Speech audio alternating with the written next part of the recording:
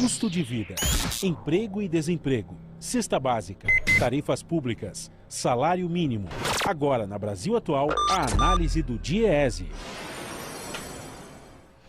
E nós vamos fazer contato agora com o diretor técnico do DIEESE, Fausto Augusto Júnior. Bom dia, Fausto. Bom dia, Glauco. Bom dia a todos. Fausto, ontem nós tivemos aí a divulgação das informações mensais da PNAD Covid-19, divulgada pelo IBGE, mostrando que 9.700.000 trabalhadores ficaram sem remuneração em maio de 2020, o que equivale a mais da metade, 51,3%, das pessoas que estavam afastadas de seu trabalho e a 11,7% da população ocupada no país. Quer dizer, Fausto, a gente tem as pessoas que ficaram sem emprego, as pessoas que já estavam sem emprego antes da pandemia, também aquelas que deixaram de procurar muito por conta da pandemia, mas também por conta da situação da crise econômica do país. E agora a gente tem aí uma noção mais exata de quantas pessoas que estão formalmente empregadas, mas que na prática, ou formalmente ou informalmente, às vezes, mas que não estão recebendo qualquer tipo de remuneração. É uma situação muito preocupante, Fausto. Sim, Glauco, é bom para a gente ter uma ideia de como é que é estruturado o mercado de trabalho brasileiro, como ele é heterogêneo, e como essa sua heterogeneidade, no momento como o nosso, né, no momento de crise que nós estamos vivendo, pandêmica, ele é afetado. E ele é afetado de maneira muito diferente para segmentos diferentes dessa composição do mercado de trabalho.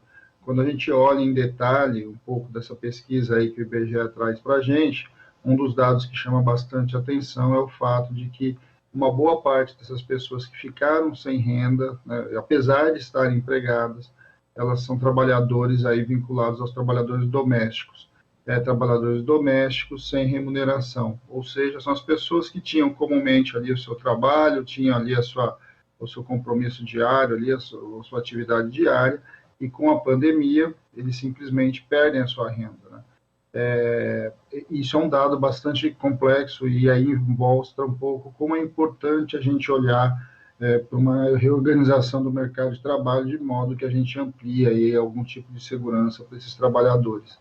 A gente já tinha feito esse debate já há algum tempo atrás, ele é a base, talvez, da discussão aí do abono emergencial, e aí ele demonstra o quanto, neste momento, é fundamental que a gente amplie essa discussão do abono emergencial novamente, ele precisa permanecer, porque ele está pegando muito desses trabalhadores. Sem o abono emergencial, esse conjunto de trabalhadores, mais os desempregados, mais o conjunto de outros trabalhadores aí que perderam seu posto de trabalho, em especial sem nenhum tipo de segurança, né, como é o caso, não tem seguro-desemprego, não tem nenhuma outra forma, é fundamental que você garanta algum tipo de renda.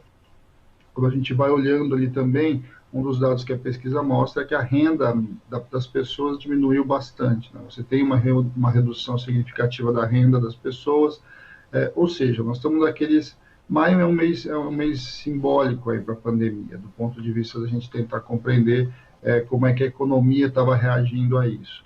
E a gente está assistindo que, do ponto de vista do mercado de trabalho, ele foi drasticamente atingido, tanto no aumento do número de desempregado, no aumento do número de pessoas sem renda e no aumento das pessoas que, inclusive, pararam de procurar, porque precisam do trabalho, mas não conseguem procurar trabalho, que é o outro dado que a pesquisa traz para a gente.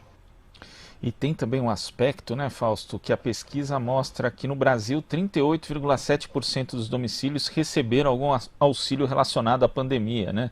Que no caso é o auxílio emergencial e também a complementação do governo pelo Programa Emergencial de Manutenção do Emprego e da Renda. Ou seja, existe a possibilidade, né, pelo menos por esses dados e fazendo ali o contraste com a parte da população que foi afetada pela crise econômica, que já vinha ali, né, engateando antes da pandemia, que muita gente não está recebendo auxílio nenhum, Fausto. Sim, muita gente não está recebendo auxílio nenhum e a gente está aí numa dessas situações de muita precariedade para esse conjunto de pessoas. E o mais grave de tudo, né, Glauco, porque nós chegamos agora na última parcela do abono emergencial. Então, nós precisamos fazer esse debate fortemente na Câmara dos Deputados, pressionar o governo em grande medida para que o abono permaneça. A pandemia não está contida, o conjunto da população ainda tem muita dificuldade em relação a conseguir o seu trabalho, garantir algum tipo de renda, e é fundamental que a gente mantenha, inclusive, para que a própria economia volte a circular, né? A gente sabe que não sairemos dessa crise tranquilamente, não é só uma saída da própria pandemia.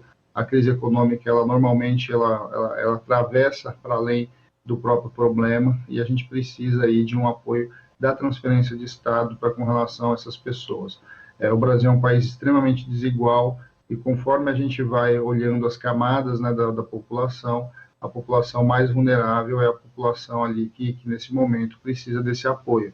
É claro que a gente está falando aí de uma quantidade bem significativa de pessoas, e a gente precisa debater com a sociedade, inclusive, como é que a gente chegou num grau de heterogeneidade, num grau de desorganização do mercado de trabalho, que num momento desse, um conjunto tão grande de pessoas perde qualquer tipo de remuneração. Eu acho que esse é um debate que a gente precisa fazer do ponto de vista estrutural, até para criar mecanismos mais estáveis, né, mecanismos de proteção social, que em qualquer outro momento, porque esse não é o único momento que a gente está vivendo coisas desse tipo, a pandemia, na verdade, trouxe à tona um conjunto de problemas na nossa sociedade, que a gente espera que possam ser encarados ao longo e depois da pandemia.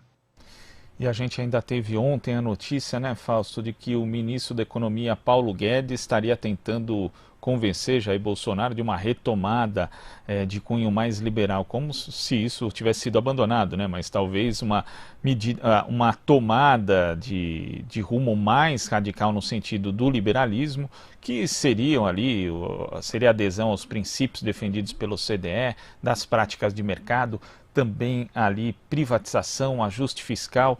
E é curioso, né, Fausto, porque muita gente criticou a postura do presidente Jair Bolsonaro em relação à questão sanitária, a questão do enfrentamento da pandemia, de que ele adotaria, e adota mesmo, um discurso anticientífico.